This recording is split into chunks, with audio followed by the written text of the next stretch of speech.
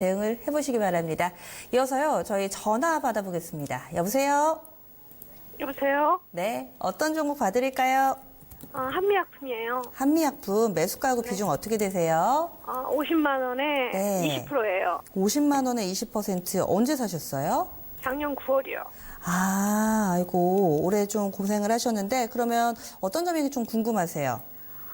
지금 나중에 본전이 가겠는지 아니면 이거를 중간에 손절을 해야 될지 지금 고민이 됩니다. 네, 그리고 기간은 여유 있으시고요. 네? 기간은 여유 있으세요? 예. 자, 그러면 급한 자금은 아니시고. 알겠습니다. 끊지 마시고요. 한미약품이 좀 답답해졌죠. 근래 들어서는 좀 약세 움직임 나타내면서 시청자님도 약 15% 정도 손실 구간 놓여 있습니다. 최병훈 전문가님, 이번 원금 회복 가능성 궁금하시대요. 원금 회복하려면 가을 정도 돼야 될 것 같습니다. 제 예측은.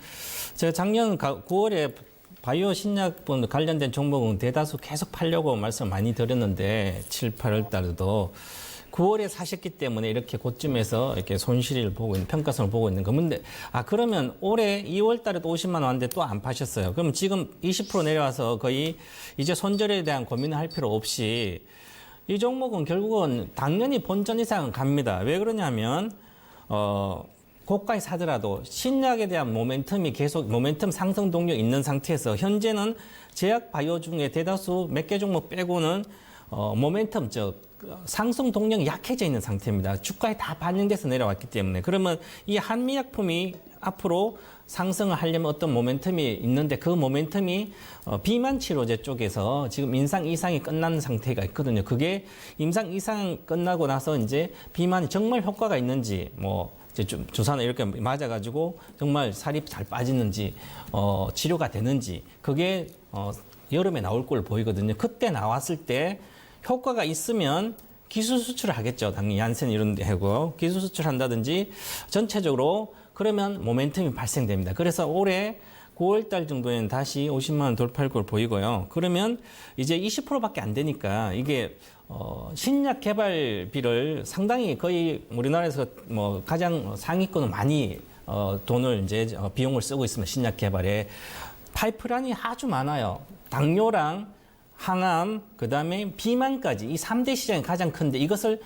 파이프라인 계속 신약 개발을 계속해서 돈을 투자하고 있기 때문에 반드시 빛을 볼 거라 보입니다. 그럼 이렇게 생각하면 장기로 가야 되는 거죠. 단기에 15% 빠졌다고 고민할 게 아니라 그러면 계속 이제 단기 매매할 것 같은 50만 제가 계속 팔려고 말씀드렸듯이 그럼 다시 기본적으로 월봉 차트를 보겠습니다. 일봉 차트는 이렇게나 빠졌으면 50만 3천 끝없이 빠졌잖아요. 그죠? 그러면 아마 작년에 사가지고 오시면 다시 올라왔을 때 또 안 산 거예요. 안 판 거예요. 그죠? 그러면 또 내려왔습니다.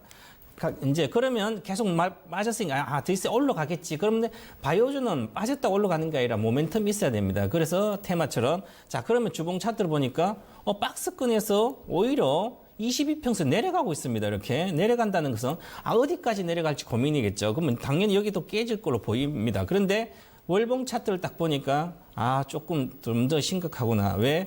수렴하고 보시면 여기서 스토캐 전환 지표가 하방으로 전환했습니다. 그러고 나서 장기적으로 월봉 차트를 보면 크게 이렇게 하고 못 가서 여기 월봉으로 여기서 여기가 고점으로 파동을 그려야 되거든요. 그러면 이제 한 번만 빠졌기 때문에 이렇게 빠졌고 다시 그러면 이제 시파가 진행 중입니다. 그럼 이게 37만 원 정도 내외까지 내려갈 걸로 보입니다. 제가 보기에 일단은 특별한 모멘텀이 안 나왔을 때 가정하입니다. 그러면 37만 내외까지 내려가면 그때 그 이에서 추가 매수를 하든지 해서 단가를 낮추셔서 한 6개월 정도 투자하면 좋을 것 같고요.